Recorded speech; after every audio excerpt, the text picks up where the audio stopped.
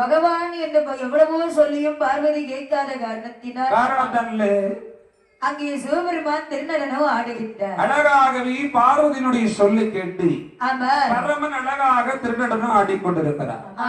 ஆடுகின்ற போது இவர் ஆடிக்கொண்டிருக்கும் போது அறையிலே உடுத்திருந்தார் பாருங்கள் புலித்தோல் ஆடை. இந்த ஆடையானது அகண்டது.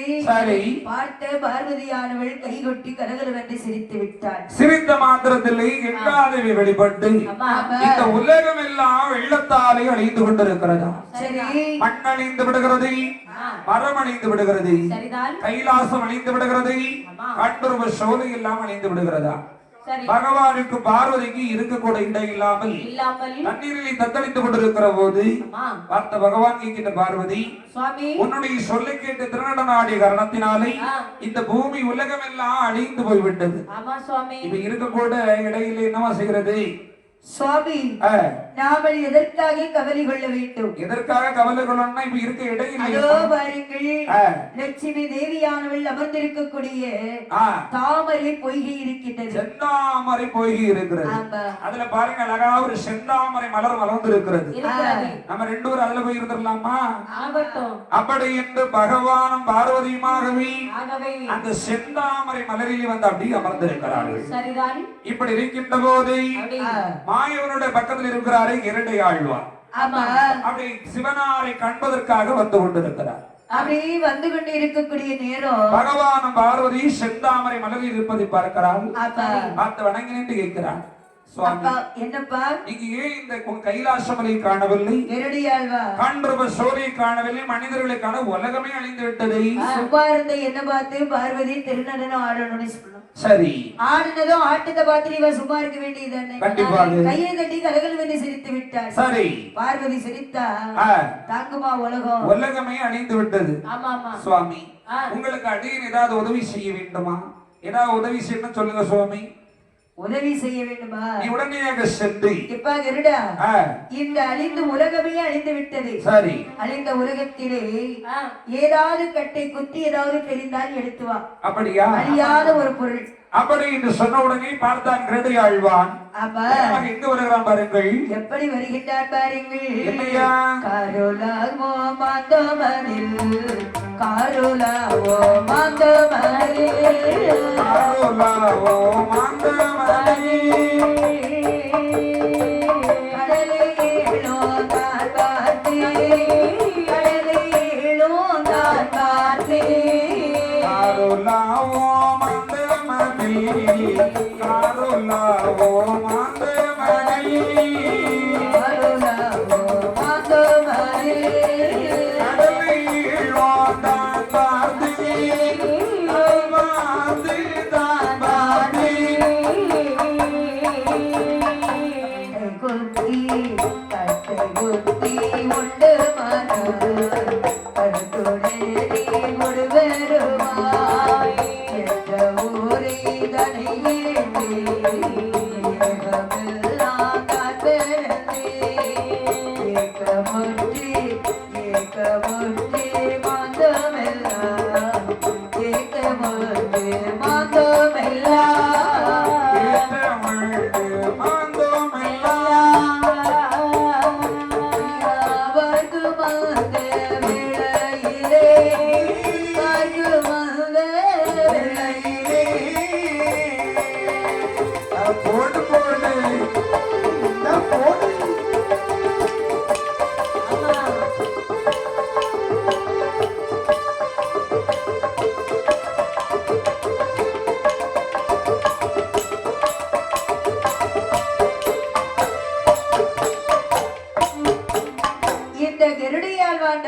சொன்னபோது பார்த்தான் கிரடை ஆழ்வான் அங்கங்கே அலைந்து திரிந்து பார்த்து கொண்டே வருகிறார். நேராகவே சுரபி சிந்தா மணிக்கடல் வந்து பார்க்கிற போது அங்கே அழகாக ஒரு சுரப்பாத்திரம் அடி மிதந்து வந்து கொண்டிருக்கிறதா.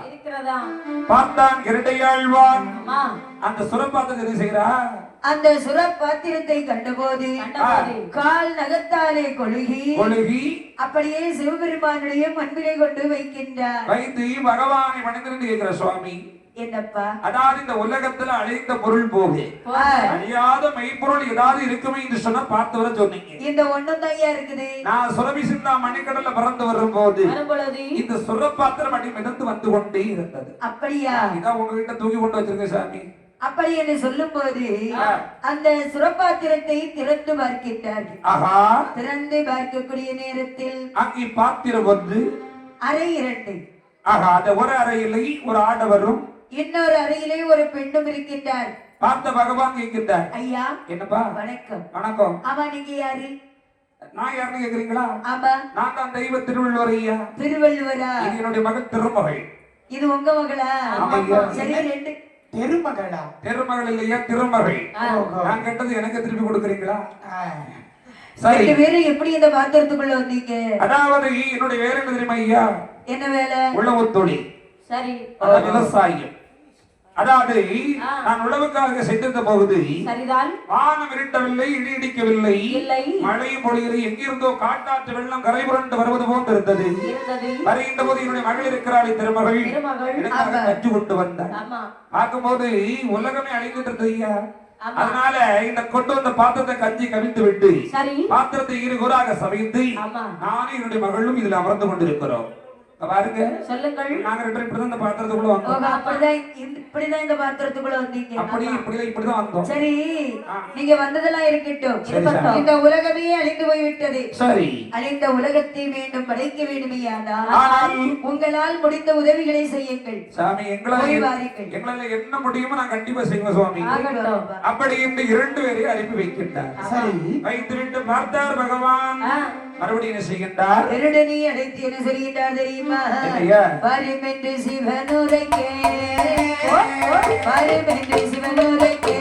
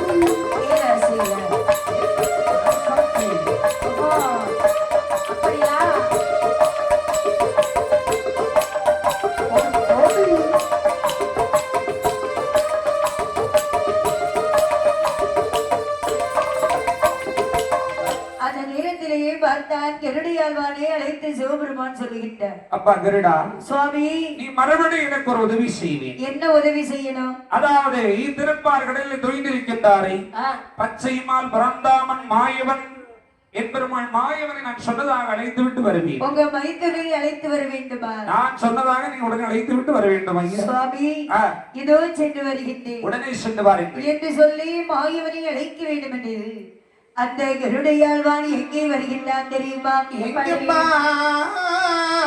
வருகிறார். பார்க்கடலிலே வருகின்றார். திருப்பார்கடலில் வருகின்ற போது அந்த பார்க்கடலில் வரக்கூடிய நேரத்தில் மாயவன் எப்படி இருக்கின்றார் தெரியுமா? பறந்து சென்று பார்க்கடலில் பரப்பேலெல்லாம்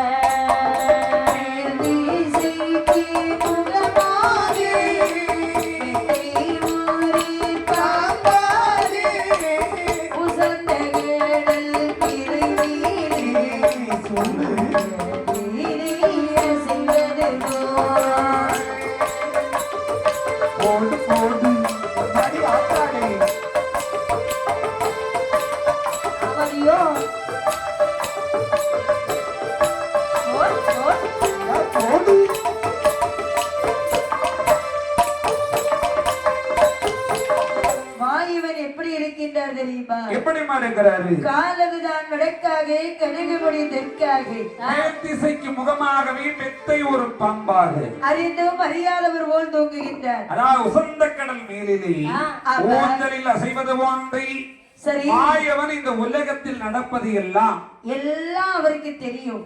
அறிந்தும் அறியாதவர் போல் தூங்கிட்டு இருக்கிறார். தெரிந்தும் தெரியாதது போல் அவர் தூங்குகின்றார். ஆமாம்மா, ஏன்னா எல்லாம் கண்ணு மூடி இருந்தாலும் இந்த உலகத்துல என்ன நடக்குது, யார் யார் என்னென்ன பண்றாங்க எல்லாமே அவருக்கு தெரியாத விஷயம் கிடையாது. கண்ணை மூடி வைத்திருப்பார், ஆனா தூங்க மாட்டாங்க. கண்டிப்பா நம்ம பக்கத்துல இருந்து பேசுறதை எல்லாம் கேட்டுக்கிட்டு தான் இருப்பாங்க. ஆமா ஐயா, அது மாதிரி தான் ஐயா. அது செல்வங்களை பாத்தீங்கன்னா படுத்தோட தூங்கிடுவாங்க. தட்டி எழுப்புனா எழுப்ப மாட்டாங்க. மனசுல கவலையே இல்ல, ஆதீனங்க படுத்த உடனே தூங்கிடும். ஆனா உள்ளம் உறங்க செல்வங்களை பாத்தீங்கன்னா அது ஆழ்ந்த நித்திரையில போயிருவாங்க. செல்வங்களுக்கு உள்ளம் உறங்காது. கண்ணு மூடி இருந்தாலும் உள்ளத்துல பாத்தீங்கன்னு சொன்னா 1000 சிந்தனைகள் ஓடிக்கிட்டு இருக்கும். அவன் வந்துருவானோ, கழுத்தை நெரிச்சு கொன்னுருவானோ, கேட்பானோ, வெட்டி போட்டுருவானோ, கடன் கேட்பானோ, அப்படின்னு சொல்லி அவங்க உள்ளம் உறங்காது, கண் மட்டும் மூடி இருக்கும். ஆனா பாத்தீங்கன்னா செவியில இல்ல யார் பேசினாலும் கேட்டுட்டு இருக்கும். அது வந்து இந்த மாயவன் உலகத்தில் நடப்பதை எல்லாம் அறிந்தும் அறியாதவர்கள் தூங்கி கொண்டிருக்கிறார். அப்படி இருக்கும் போது இந்த மாயவரை நாம எழுப்ப வேண்டுமையானால் என்ன நினைக்கிறாரு? என்ன நினைக்கின்றார்? மாயவன் நித்திரையில் இருக்கிறார். இவரை கைதீண்டி எழுப்பினம் என்று சொன்னால் கலகமிட்டு விடுவார், மெய்தீண்டி எழுப்பினம் என்று சொன்னால் இதனப்பட்டு விடுவார். ஆமா, ஒருவேளை நம்ம தட்டி எழுப்பணும் கல்லா போட்டு சகம் போட்டுருவாரு, இல்ல மண்ணா போன்னு சொல்லிடுவாரு. அதனால அவருக்கு கோபத்துக்கு நம்ம ஆளாக கூடாது, அவரை நித்திரையிலிருந்து எழுப்ப வேண்டும். அப்படின்னு என்ன செய்யலாம்? அப்படி என்று சொல்லி மாயவரை எழுப்ப வேண்டும் என்று இந்த கருடையாழ்வான் என்ன செய்கின்றான் தெரியுமா?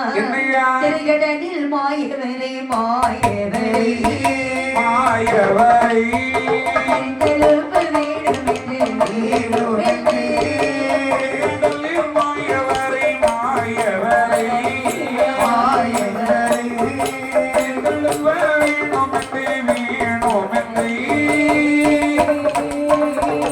அர்ச்சனையாய் மலரெடுத்து மலரெடுத்து அச்சுரரை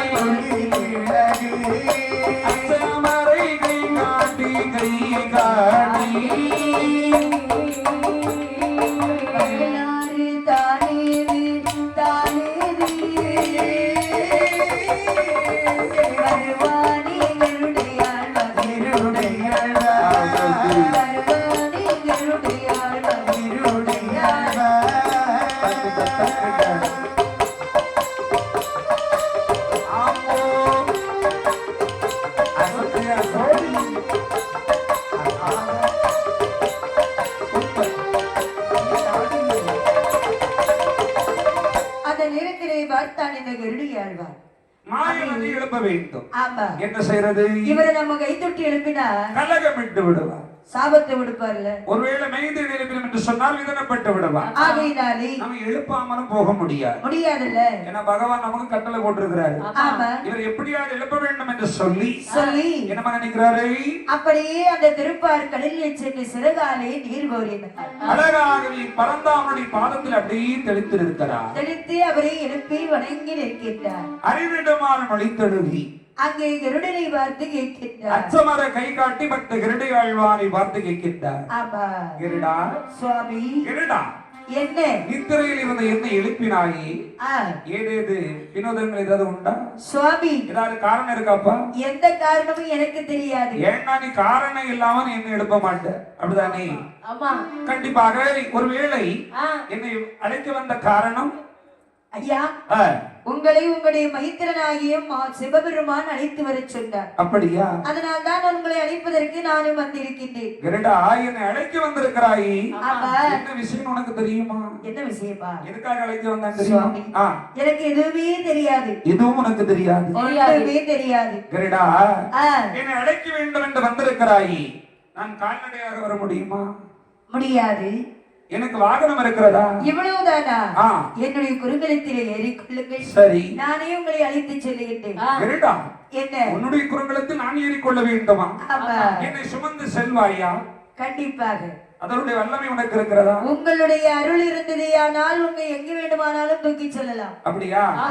என் அருள் என்னைக்கு ஒன்ன கொண்டுப்பா. அப்படின்னு சொன்ன போது பார்த்தார் இந்த கருணையாழ்வான் முதுகிலே ஆரோகி அணிந்து கொண்டு அப்படியே இங்கே கைலாச மலையிலே வருகின்றார். பறந்து வருகிறாங்க. கைலாச மலைக்கு இல்லம்மா, மலையை காணல. ஆமா, அந்த தாமர தடாகத்தின் பக்கத்திலே வருகின்றார். ஏன்னா உலகமே அழிந்திருக்கிறது. பார்த்தாலும் தண்ணீர் பயமாக இருக்கிறதா? அது வரும்போது செந்தாமரை மலரிலே பகவான் பார்வதி இருக்கக்கூடிய செந்தாமரை பொய்யிலே வருகிறார்கள். அப்படி இருக்கும்போது பார்த்தார் இந்த மாயவன் கருடனை அப்படியே இந்த சிவனை வணங்கி சொல்லுகின்றார். மாயவனை பார்த்த உடனே வள்ளலே மைத்துனா அத்தா வாருங்கள் வாருங்கள். அத்தா நலமா இருக்கிறீங்களா? உங்க தங்கச்சியை கல்யாணம் பண்ணா நான் எப்படியா? நீங்க இருக்கக்கூடிய நிலைமையை பார்த்தா நீங்க நல்லா இருப்பீங்கன்னு சொல்ல முடியாது. அத்தா கைலாசமலை எங்கே காணல, கண்டூர்வ சோலை எங்கே காணல, தேவர்கள் எங்க போனாங்க? எல்லாம் உங்க தங்கச்சியால வந்த வேலைதான். முனிவர்கள் எங்க போனாங்க? எல்லாரும் போயிட்டாங்க. உலகமே வெள்ளத்தால் அழிந்து போய் இருக்கிறது. ஆமா, காரணம் என்ன? ஏ மைத்துனா என்னையா? தன்னதனோ ஆடினதா தன்னதனோ ஆடினதா தேசமெல்லாம் அழிந்து போச்சு. ஐயா தன்னதனோ ஆடினதா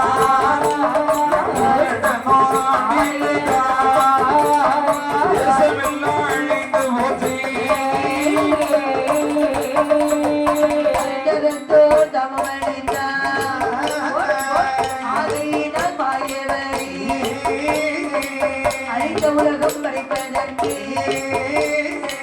அழைக்க வந்து என உரைத்தார். செந்தமிழ் மாயவரா திருக்கருடன் மீதேறி திருக்கருடு மாயவரா ஈஸ்வரனால் இடமறியே மண்டலனி மாயவரா மண்டலனி மாயவரா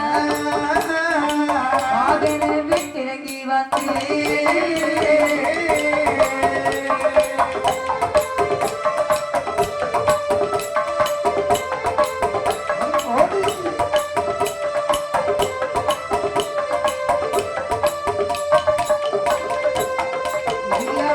கண்டு மரமகிழ்ந்து பைதுரை கொண்டாடி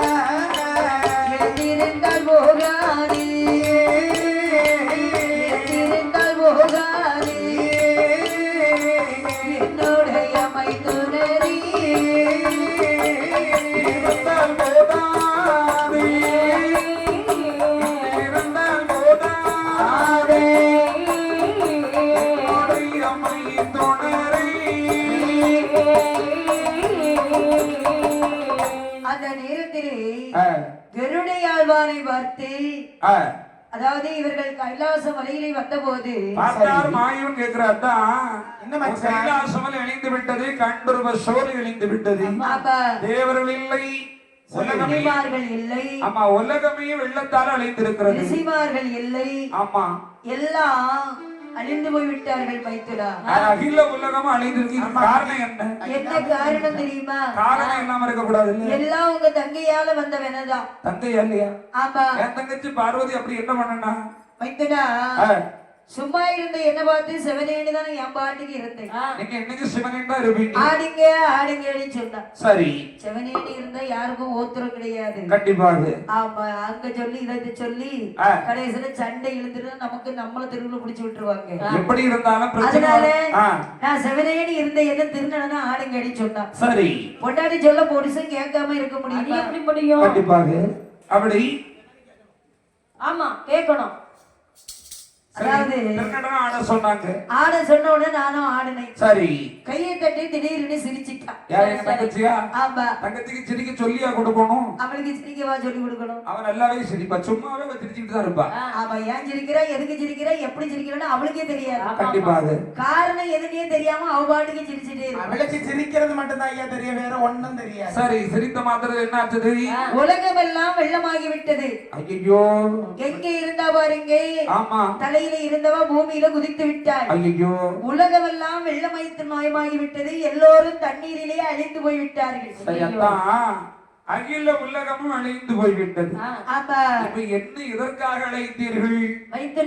ஒரு காரணம் இருக்கணும்ல. மச்சான் இருந்தா மலையேறி பிழைக்கலாம்னு சொல்லுவாங்க. கண்டிப்பாக. அது அந்த காலம். ஆனா இந்த காலத்துல நம்பி கட்ட மங்கட்டையில வரை ஏற முடியாது. பக்கத்துல பனையில கூட ஏற முடியாது. ஆமா, பனைமரத்துல ஏத்தி விட்டுட்டு மூட்டுல இருந்து வெட்டி விட்டுருவான். ஆமா, இப்போ உள்ள மச்சான். சரி. ஆனா அந்த காலத்துல உள்ள மச்சான் என்ன செய்வாங்க தெரியுமா?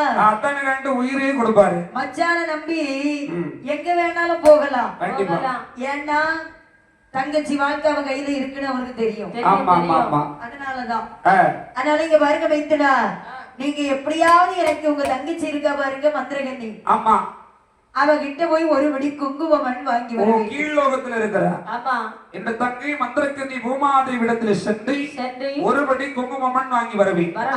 அவ்வளவுதானே? ஆமா வைத்தனா. கீழ்லோகம் போகணும் சொல்றீங்களே, எப்படி போவேன்? அப்படி என்று சொன்ன போது பார்த்தார் இவர் என்ன சொல்லுகின்றார் பாருங்கள். என்னையா?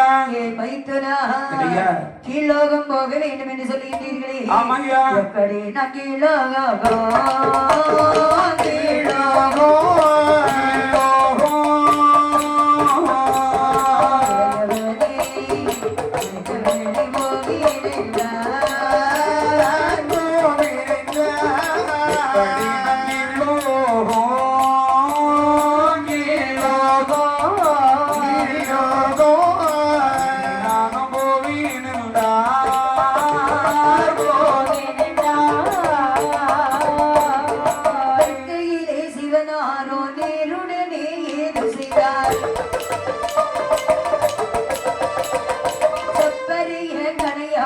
திருகடலில் மீதெரித்தார்.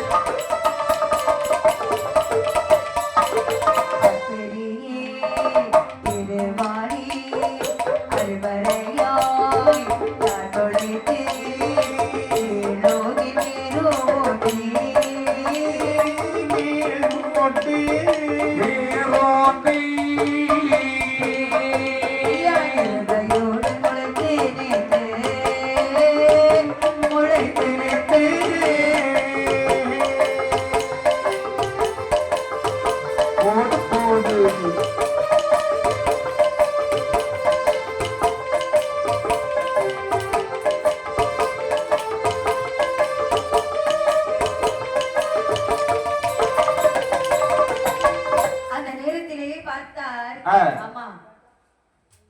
சிவபெருமானத்திலே மைத்துனனாகிய மாயவன் சொல்லுகின்றார். என்ன சொல்லுகிறாரு? மைத்துனா, கீழ்லோகம் போக வேண்டும் என்று சொல்லுகின்றீர்களே. ஆமா.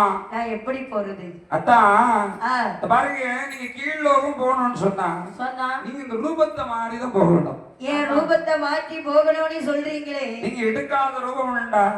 கிடையாது. பாருங்க என்ன, அதனால ஏதாவது ரூபத்தை மாறி கீழ்லோகம் போயிட்டு வந்துருங்க. அப்படியே ஆகட்டும் என்று சொல்லி வரும்போது மண்ணோட வரணும். வர வேண்டும், மண்ணோட வரணும். ஆமா. அப்படி என்று சொல்லும்போது கடையாளியை கலர்த்தி அதனை வீசி எறிந்தார். எறிந்த போது கீழ் லோகத்தில் வேரூற்றி மேல் லோகத்தில் தாமரை கடலாகவே மலர்ந்திருக்கின்றது. அடேங்கப்பா மைத்துனா, இந்த தாமரை தண்டு பாதாள லோகத்திலே தான் போயிருக்கின்றது. ஓ, கீழ் லோகத்துல வேறொன்று இருக்கிறது. ஆமா. இந்த தாமரை தண்டு வழியா நான் கீழே போகணும். போகணும். கீழ்லோகம் போன அப்படிதானே? போகணும். பார்த்தார் மாயம் நினைக்கிறாரு தாமரை தண்டு வழியா நம்ம கீழ்லோகம் போகணும்னு சொன்னால் இந்த ரூபத்தோடு போக முடியுமா? முடியாது. அப்படி என்று மாயவள் ஒரு இதேஸ்வரி வேட்டுவாளி ரூபம் எடுக்கின்றார். வேட்டுவாளி ரூபம் எடுத்து அந்த தாமரை தண்டு வழியாக நேர கீழ்லோகம் வருகிறார். அப்படி வரக்கூடிய நேரத்தில் எப்படி வருகின்றார் பாருங்கள். எப்படி வேட்டுவாளி வடிவெடுத்து மிக வர்ணந்தான் போக கிளியானது போல் பொலிதாண்டி ஓடுருவி தாமரை தண்டோடு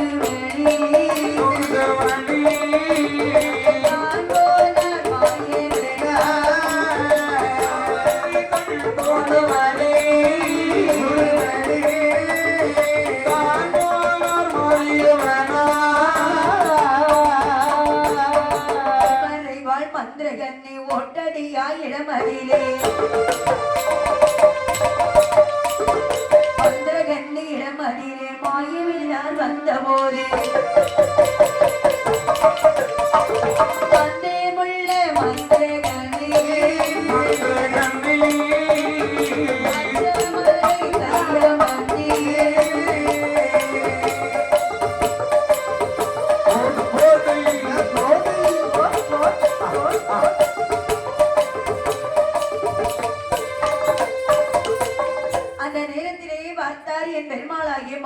அழகாக இந்த தாமரை தண்டு வழியாக போகணும் சொன்னா வேட்டுவாளி ரூபம் கொண்டார். வேட்டுவாளி ரூபம் கொண்டு அந்த வேட்டுவாளி எப்படின்னு இருக்கும்? வேட்டுவாளி மாதிரிதான் இருக்கம்மா. அலுமினிய வாளி, தூக்குவாளி, மூக்குவாளி, நிலவாளி இதெல்லாம் நம்ம பார்த்திருக்கிறோம். பிளாஸ்டிக் வாளி. ஆமாம்மா.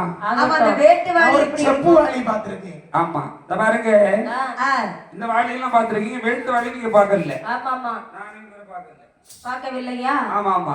ஏன்னே உங்க வீட்ல எல்லாம் கூடு இருக்கு இல்லையா? அது கூடு இல்லையா? உங்களுக்கு என்ன கல்யாணம் ஆகலையானே? எங்களுக்கு வீடு இருக்கு, ஆனா கூடு இல்லம்மா. இல்ல உங்க வீட்ல எல்லாம் அது கூடு கட்டலையான்னு கேட்டேன். எங்க வீட்ல ஏன் கூடு கட்ட போகுது? வீட்ல ஒரு விசேஷமா இல்லையா அண்ணே? விசேஷம் இல்லப்பா. கல்யாணம் ஆகலையோ? ஆகல. ஐயோ, அதனால எங்க வீட்ல விசேஷம் இல்ல. அப்படியா? இவன் மைனியார் அந்த சங்கீதாவை பார்த்து கல்யாணம் பண்ணி கொடு. சரி, உங்க வீட்ல விசேஷம் ஆயிருக்கா? ஆமா, ரெண்டு விசேஷம். அது என்ன விசேஷம்? குழந்தை. ஓ, ரெண்டு குழந்தை பிறந்திருக்கு. அதாவது இந்த வேட்டுவாளின்னு சொன்னா கர்ப்பமா இருக்காங்கல்ல அம்மா, அவங்க வீட்ல கூடு கட்டும். ஆமா, நம்ம சாதாரண வீட்ல எல்லாம் கூடு கட்டாது. ஓஹோ, அப்படி சொல்றாங்க ஐயா எல்லாரும். ஆமா, ஆனா வேட்டுவாளின்னு அந்த வேட்டுவாளியை பிடிச்சு தண்ணியில போட்டா அது செத்து போகும். ஆமையா, வேட்டுவாளிங்கிறது நீரிலும் நிலத்திலும் ஆளக்கூடிய தன்மை கொண்டது. ஆமாண்ணே. தண்ணி பிள்ளைன்னு சொல்லுவாங்க, அதான் உண்மையான வேட்டுவாளி. தண்ணி பேத்த இல்ல, தண்ணி பிள்ளை. அழகாக ஒரு இடைசிய வேட்டுவாளி ரூபம் கொண்டு தாமரை தண்டு வழியாக அப்படி கீழ்லோகம் வருகிறார். வரும்போது நேர கீழ்லோகத்துல வந்து அழைக்கிற தங்கா மந்திரக்கண்ணி. அது யாரது? தங்கா மந்திரக்கண்ணி. அண்ணன் அறிவருந்தாமனா?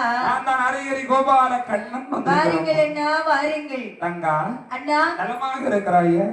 இதுவரை கொஞ்சம் நல்லா தான் இருக்கிறேன். அப்ப இப்ப நான் வந்தனால எனக்கு கெட்டுறேன்னு சொல்றேன். நீங்க வந்திருக்கீங்க, என்ன ஆகுமோ ஏதாகுமோ எனக்கு தெரியல. தங்கா, அண்ணனை கண்டு நீ பயப்படக்கூடாது. நான் உன்னுடைய அண்ணன் அல்லவா? சரி அண்ணா. ஆமா, அடுத்த ஒரு காலத்துல நான் இங்க வந்துட்டு போகும்போது என்கிட்ட ஒரு வார்த்தை கேட்டேன். இனி எப்ப வருவீங்கன்னு கேட்டேன். அன்னைக்கு நான் என்ன சொன்னேன்? உலகமே அழிந்தால்தான் உன்னை பார்க்க வருவேன்னு சொன்னீங்க. உலகம் என்றைக்கு அழிகிறதோ அன்னைக்கு உன்னை தேடி வரும்னு சொன்னேன். அப்போ உலகம் அழிஞ்சு போச்சா? ஆமாம்மா. எப்படி? பார்வதியால் உரை கேட்டு பரமந்திரனுடன் ஆடிய காரணத்தினாலே இந்த அகில உலகமும் வெள்ளத்தால் அழிந்து போய்விட்டது. ஐயோ, இப்போ பகவானுக்கும் பார்வதி இருக்க கூட இடம் இல்ல. இருக்கவே இடம் இல்லையா? தண்ணீரில் தத்தளித்து செந்தாமரை பூல இருக்கிறாங்க.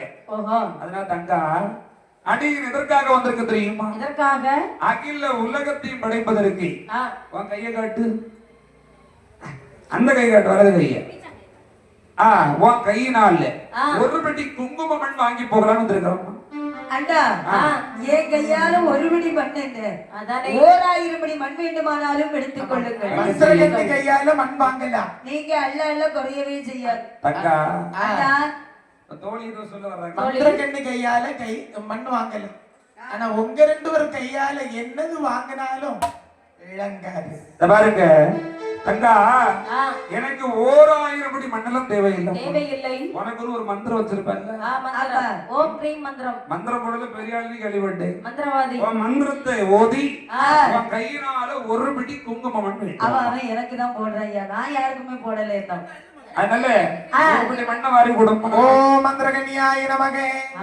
ஓம் பாதாள உலகமே நமகே. ஓம் பூமாதேவியே நமகே. ஓம் ஹ்ரீம் ஹ்ரீம். உண்மையான மந்திரவாதி இங்கதான் இருக்கான். ஆமா, ஐஸ்கிரீம். ஓம் கிரீம் கிரீம் ஐஸ்கிரீம். ஆமா, உனக்கு மந்திரம் போட்டதனால நீ அந்த பக்கம் இருக்க. பாருங்க, இனி ஒரு மந்திரம் போட நீ இங்க வந்துருவே. அதாவது மந்திரக்கன்னியான பூமாதேவியானவள் மந்திரத்தை உச்சரித்து ஒரு பிடி மண்ணை வாரி அப்படி மாயோனோட கையில கொடுக்கிறார். அப்படி கொடுக்கக்கூடிய நேரத்தில் என்ன செய்த பாருங்கள். தண்டரேல மாயே வேணார் மாயே வேணார்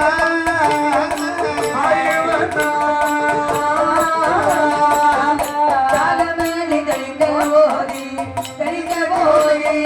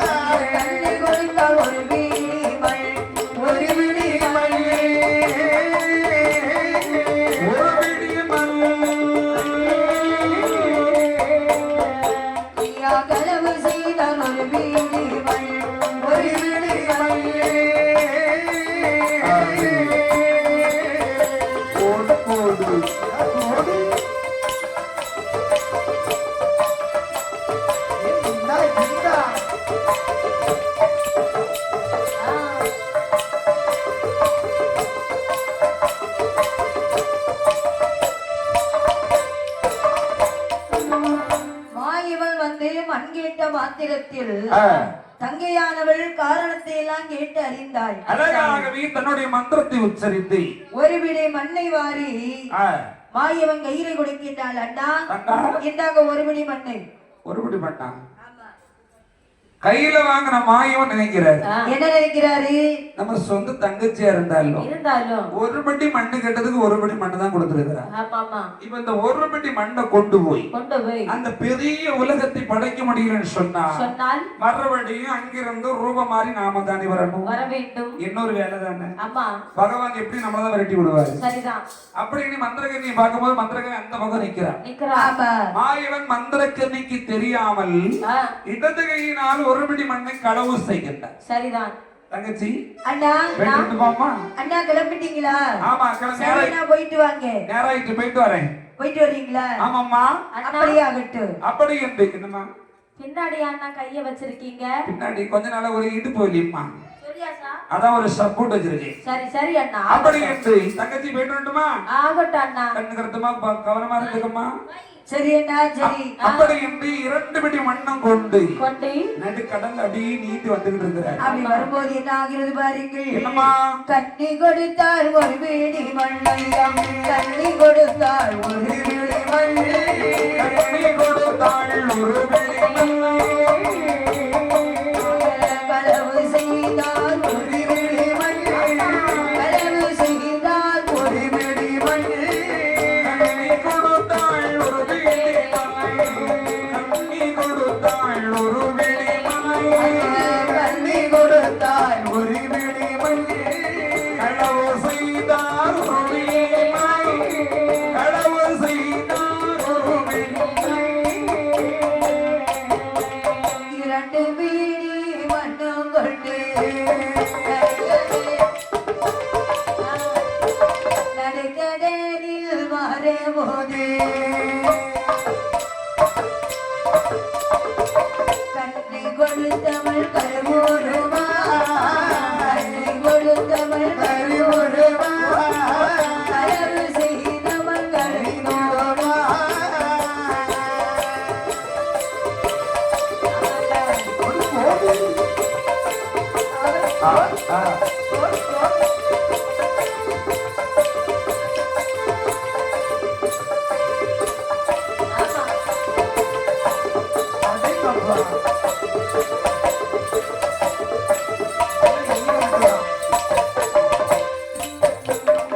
இந்த மந்திரகண்ணி ஒருபடி மண்ணை வாரி மந்திரத்தை ஜெபித்து கையில கொடுத்தா பாருங்க. ஆமா ஆமா ஆமா. ஒருபடி மண்ணையும் கொண்டு ஒருபடி மண்ணை களவு செய்தார்.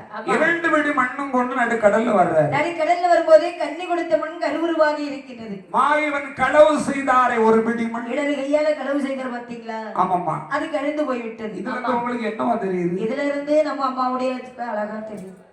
ஏமா இங்க இருந்து அம்மாவுடைய அழகு உனக்கு தெரியுது. சரி நான் கதையில கேக்குறேம்மா. கதையிலையா?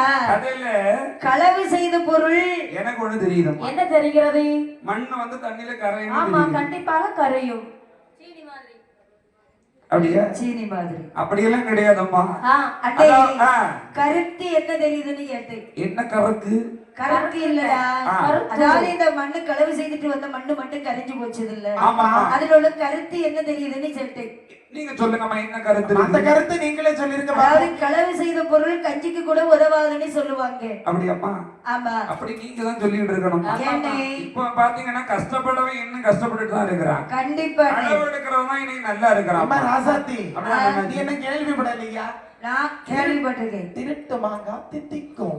ஓ திருட்டு மாங்காய் தான் தித்திக்கும். அது போலதான் திருடுற பொருள் தான் நிலைக்கும். அந்த திருட்டு மாங்காய் வாங்கி படார்னு கடிச்சு பாரு, மாங்காயில உள்ள வாய் பொத்து போகும். உனக்கு எத்தனை பங்குமா?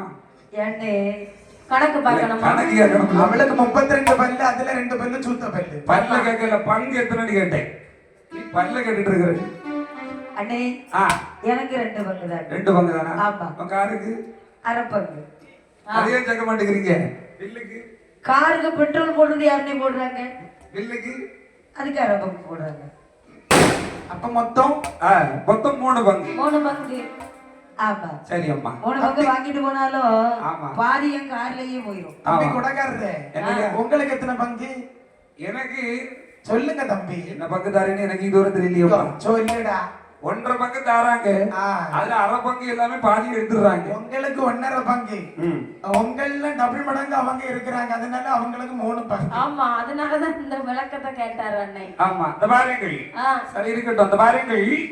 ஆனா களவு செய்த முதல் என்னைக்குமே நம்ம கையில நிக்காது என்பதை அன்னைக்கு மாயவன் அன்றைக்கு எடுத்துரைத்திருக்கிறார் அம்மா. சரிதான். இப்போ கஷ்டப்பட்டு முன்னுக்கு வரணும் ரொம்ப கஷ்டம் தான்மா. கஷ்டம் தான். மெதுவாதான் களவாங்கிறவங்க தான் சீக்கிரம் முன்னுக்கு வர்றாங்க. ஆனா களவாங்கிறது வந்து படபடன்னு முன்னுக்கு வந்த மாதிரி இருக்கும். எவ்வளவு வேகமா போனாங்களோ அந்த வேகத்துல ஒரு நாள் பொத்துனிக்கு வந்து கொடுத்துருவாங்க. நான் பார்க்கும்போது கையில கழுத்துல ஒண்ணுமே இல்ல. ஆனா இப்ப பாத்தீங்கன்னு வைங்களேன், இங்க இருந்து இங்க ஒரு இவ்வளவு தண்டியா பிரேசலிட்டு போட்டுருக்காங்க. ஆமா ஒவ்வொரு விரல்லையும் பெருவிரல்ல வர மோதிரம் போட்டு. ஆமா இருக்கு போடுறோம். எல்லாம் கவரிங்கா இருக்குமா. எங்க இருந்து வருதுன்னு பார்த்தா எனக்கே தெரியல. அதனால 1 ரூபா 2 ரூபா களவுல ஒரே வட்டி கொடுப்பு 10 பைசா 20 பைசா வட்டி கொடுப்பு. நீ என்ன சும்மாவா? நகை கடனையே ஆரம்பிச்சுட்டாங்க. உனக்கு காதுல 2-3 மாட்டி இருக்குது. இதுல இருந்து தெரியல நீ எவ்வளவு களவு செய்வ. அடே களவாண்டு நகை கடையே ஆரம்பிச்சுட்டாங்க. ஆமா இருக்கட்டும் பாருங்கள். இன்றைக்குமே களவு செய்த முதல் நமக்கு நிக்காது என்பதை மாயவன் அன்றைக்கு நமக்கு எடுத்துரைத்திருக்கிறார். அழகாகவே ஒரு படி மண்ணை கொண்டை சரி நேராக பகவான்